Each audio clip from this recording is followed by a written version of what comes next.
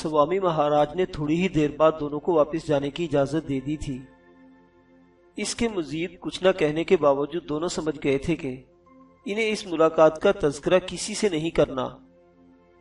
ये बात दोनों के दिल में कहीं मौजूद थी कि अगर स्वामी ने शेर आलम को कमरे में ताक झांक करते वाकई अपने खुफिया कैमरों की मदद से देख लिया तो इन्हें यूं ही जिंदा नहीं छोड़ दिया गया। शायद स्वामी महाराज को हीरोइन की जरूरत थी और सरहद पार इसने अभी कोई राब्ता नहीं बनाया था। ऐन मुमकिन है कि वो इन दोनों को इस सिलसिले में कारामद जान रहा हो। यह भी तो मुमकिन था कि इसने इन पर अपना नफ्सियाती दबाव बढ़ाने के लिए इन्हें जिंदा छोड़ दिया हो। स्वामी महाराज ने इन्हें बावर करवाना चाहा था कि दोनों के जान लेने के बावजूद के इसकी असलियत क्या है इसका कुछ नहीं बिगाड़ सकते थे। वजह कुछ भी रही हो, दोनों ने वो रात कदरे पुरसुकून गुजारी। अब इन्हें स्वामी महाराज की आशीर्वाद हासिल हो गई थी और यहां से पाकिस्तानी सरहद तक वो आसानी से पहुंच सकते थे, जिसके बाद रास्ता इन्हें खुद बनाना था। इन्हें इस आश्रम में 10 दिन होने को आ रहे थे और दोनों को उम्मीद थी कि अब सरहदी इलाके में इनकी तलाश पहले की तरह जोरों शोर से जारी नहीं रही होगी और दुश्मन ने यह बावर किया होगा कि वो सरहद पार कर चुके हैं। अगले रोज फिर स्वामी महाराज ने इन्हें शाम के बाद अपने इसी कमरे में बुलाया जहां इसे एक मर्तबा गैर मुल्कियों के साथ शेर आलम ने देखा था। शाम ढल रही थी जब गीता नजली इन्हें लेने के लिए आई। इसने सिर्फ स्वामी महाराज का पैगाम ही पहुंचाने पर इक्तफा किया था, इससे ज्यादा कुछ न कहा। इसकी मुसलसल खामोशी ने शेर आलम को उलझन में डाल दिया था। तुम नाराज हो मुझसे? इसने चलते हुए गीता नजली से पूछा। नहीं, मुख्तसर सा जवाब मिला। फिर बात क्यों नहीं करती तुम? मैंने स्वामी जी को कुछ नहीं बताया था, लेकिन मैंने तुम्हें कहा था कि इस आश्रम में कुछ इनकी नजर से पोशीदा नहीं रह सकता।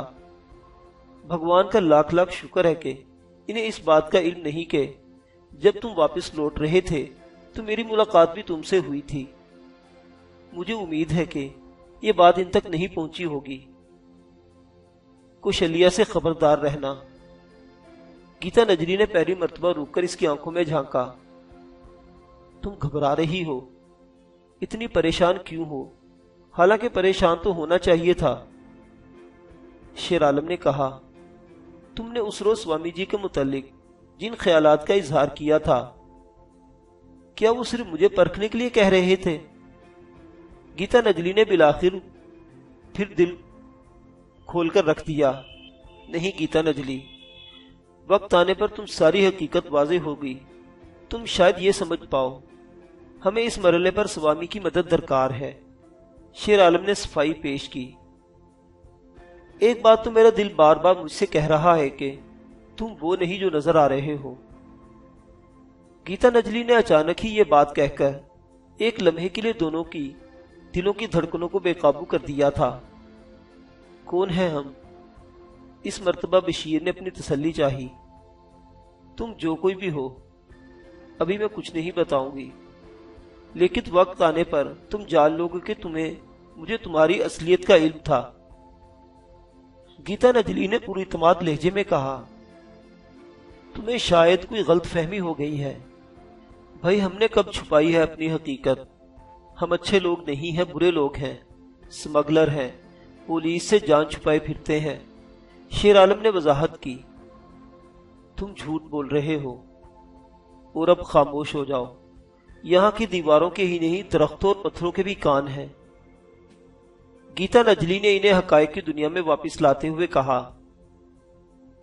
दोनों खामोशी से इसके पीछे पीछे चलने लगे।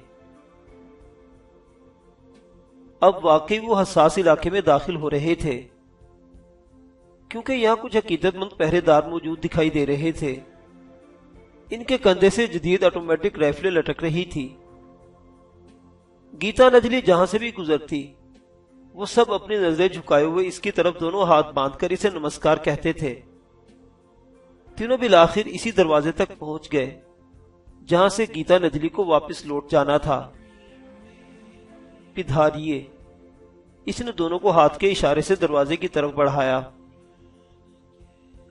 शेर आलम ने दरवाजे के ऊपर एक कैमरा नस्ब देख लिया था, जिसका मतलब था कि इस दरवाजे के आगे खड़े होने वाले हर शख्स की तस्वीर अंदर दिखाई देती है। दोनों ने गीता नजली को धन्यवाद कहा और आगे बढ़ गए। दरवाजा शायद अंदर से ऑपरेट होता था। उन्होंने जैसे ही इसे हाथ लगाया, दोनों पट खुल गए और वो अंदर दाखिल हो गए।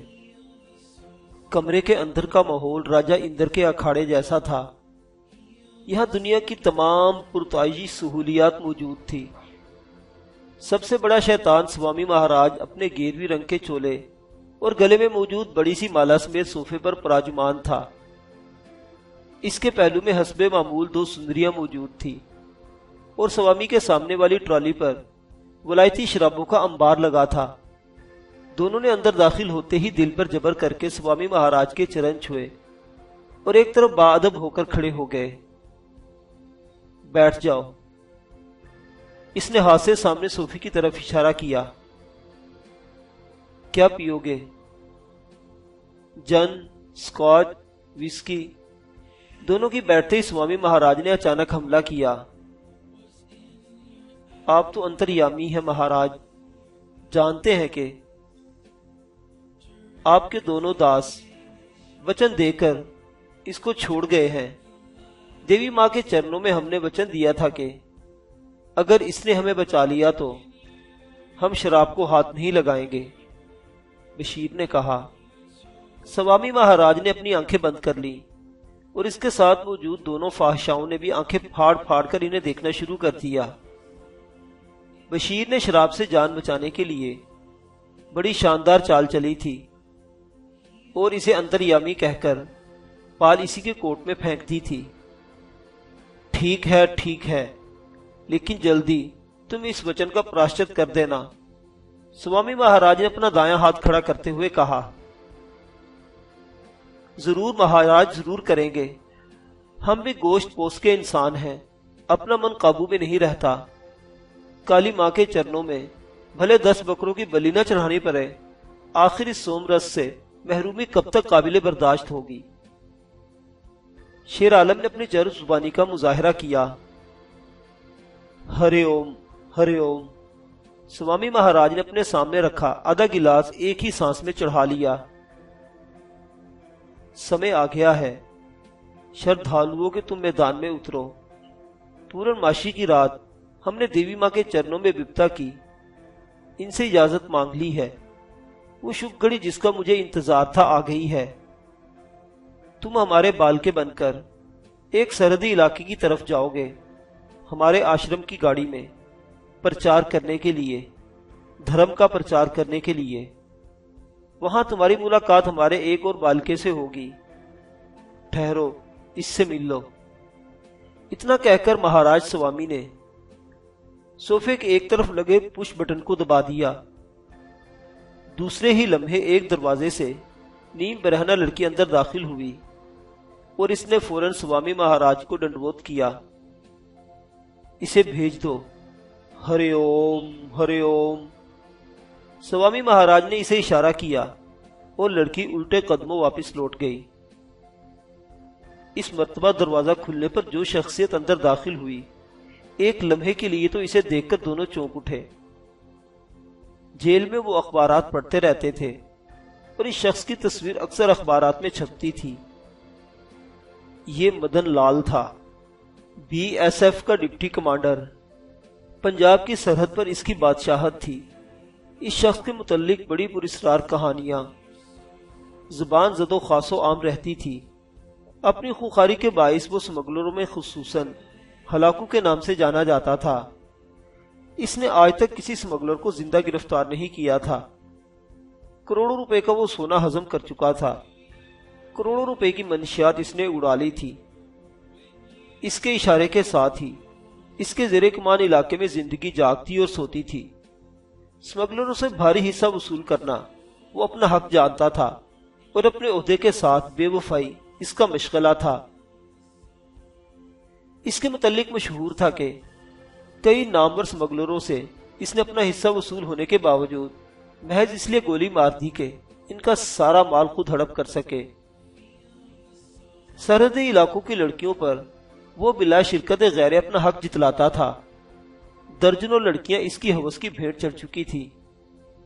इसकी दहशत और हद से बड़ी गुंडागर्दी की वजह से लोग अपनी बेटियों को घरों में छुपाकर रखते थे, लेकिन सरकारी तौर पर किसी को इसके खिलाफ जुबान खोलने की जरूरत नहीं होती थी। कहा जाता था कि इसकी पुश्त पर दिल्ली सरकार का मजबूत हाथ है और कोई इसका कुछ नहीं बिगाड़ सकता।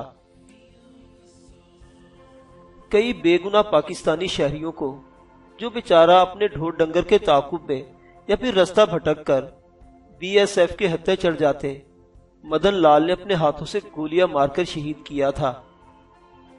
ऐसे बेगुनाह पाकिस्तानियों की लाशों को वो अखबारी नुमाइंदों के सामने ठोकरें मारकर इन्हें घुसपैठिए करार देता और इन्हें अपने बहादुरी के झूठे किस्से सुनाकर यह साबित करने की कोशिश करता कि इससे ज्यादा मुहब्बे वतन सपूत भारत माता ने जन्म नहीं दिया। सिर्फ वो पाकिस्तानी जिंदा भारत की जेल तक पहुंचता था जिसे सरहदी इलाके की कोई और एजेंसी गिरफ्तार करती थी। मदन लाल के मुतल्लिक ये बात आमतौर पर कही जाती थी कि पुलिस हिरासत से भी किसी मुलजिम को हासिल करके गोली मार देता था। शायद इसी खुसूसी इख्तियारात के साथ इस सरहदी इलाके में तैनात किया गया था। दोनों का खून इसकी शक्ल पर नजर पड़ते ही खोल उठा था। इस दरिंदे के हाथ बहुत से बेगुनाह पाकिस्तानियों के खून से रंगे थे। तुम जानते ही होगे इसे तो। स्वामी महाराज ने दोनों की तरफ देखा। इन्हें कौन नहीं जानता महाराज, बशीर ने हाथ जोड़कर कहा। सरहदों पर हुकूमत है इनकी और इस पर हमारी। बेधड़क होकर काम करना। मदन लाल, बालिकों का खास ख्याल रखना। स्वामी महाराज ने मदन लाल की तरफ आंख दबाई। अवश्य महाराज, अवश्य, मदन लाल ने हाथ बांधते हुए कहा। तुम कहां जाना चाहोगे? इस मर्तबा इसने बराह रास्त सवाल किया। मर्दाना पोस्ट से। शेर आलम ने सरहदी इलाके की एक खास पोस्ट का नाम लिया। इस तरफ क्या वरियाम खान के साथ काम करते हो? इसने फौरन ही अगला सवाल किया। इसके सवाल का जवाब देने की बजाय दोनों ने स्वामी महाराज की तरफ देखा, जिन्होंने अचानक ही अपनी खूनालूद आंखें मदन लाल पर गाड़ दी। दोनों ने देखा मदन लाल के जिस्म पर कपकपी तारी होने लगी थी। मदन लाल, तुम स्वामी महाराज के आश्रम में खड़े हो, इस बात को कभी ना भूला करो। क्षमा चाहता हूं महाराज। मदन लाल ने झुककर इसके पांव छुए और माफी मांगी। अब तुम्हारा राब्ता वहां जाकर होगा। जिस तारीख को वापस लौटना है मदन लाल को बता देना, ताकि सारे बंदोबस्त हो जाएं। और हां, सामान लेकर आश्रम की गाड़ी ही में वापस आना। हरे ओम, हरे ओम। आपके हुक्म की पालना करेंगे स्वामी जी महाराज। हमें 3-4 दिन ही लगेंगे। इधर पाकिस्तानी इलाके में हमारे पहुंचते ही काम शुरू हो जाएगा और हम यात्रियों के साथ ही वापस लौट आएंगे। बशीर ने कहा। तुम जाओ। स्वामी ने अचानक ही मदन लाल की तरफ देखा। जाता हूं महाराज। इसने स्वामी की तरफ देखा और झुककर इसके पांव छूकर दोनों को हाथ बांधकर नमस्कार करता हुआ उल्टे कदमों वापस लौट गया। कुत्ता है साला, हमारा कुत्ता है, हमारे टुकड़ों पर पल रहा है। इसे कुत्ते से ज्यादा अहमियत न देना। अगर साले हरामखोर ने तुम्हारी मर्जी के खिलाफ ऊंची आवाज भी निकाली तो इसका सांस बंद करा दूंगा। स्वामी महाराज का कहकहा बड़ा खूंखार था। तुम लोग परसों निकल जाना, सारा बंदोबस्त हो जाएगा। इब्तदाई अखराजात के लिए ये रख लो। उधर कुछ देना तो होगा। इसने कैनूस का एक थैला इनकी तरफ फेंक दिया। धन्य हो महाराज, धन्य हो, बशीर ने थैला संभालते हुए कहा। माल एकदम शानदार होना चाहिए। हमारे विदेशी गाहकों ने खास फरमाइश की है। इनका दिल खुश हो जाए तो तुम एक ही चक्कर में माला माल हो जाओगे। और हां, दूसरी मर्तबा मुझे शक्ल दिखाने से पहले काली माता के सामने अपने वचन तोड़ने की भेंट देकर आना। ऐसा ही होगा महाराज, ऐसा ही होगा, शेर आलम ने हाथ बांधते हुए कहा। जाओ, हरे ओम हरे ओम। इसने दोनों को जाने का इशारा किया। दोनों ने पहले जाने वालों की तकलीद में इसके चरण छुए और जिस तरह यहां तक आए थे इसी तरह उल्टे कदमों वापस लौट गए। दोनों जिस दरवाजे से अंदर दाखिल हुए थे वो अचानक ही इनकी पृष्ठ पर खुल गया था। दरवाजे के बाहर गीता नजली दो और सेवादारों के साथ इनकी मुंतजिर थी। तुम लोग जाओ, इसने सेवादारों को इनकी शक्ल पर नजर पड़ते ही हाथ के इशारे से कहा। दोनों सेवादार हाथ बांधकर झटकते हुए दूसरी समत चल दिए।